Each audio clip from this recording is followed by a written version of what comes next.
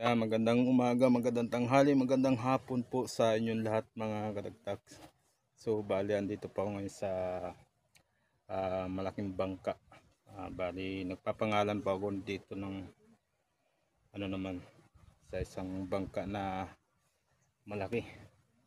So ayan po mga kadagtag, oh, yung pangalan niya. Yan. So bali maglalagay na lang po ako ng shadow. So abangan nyo na lang po mga katagtag yung paglalagay ko po ng shadow.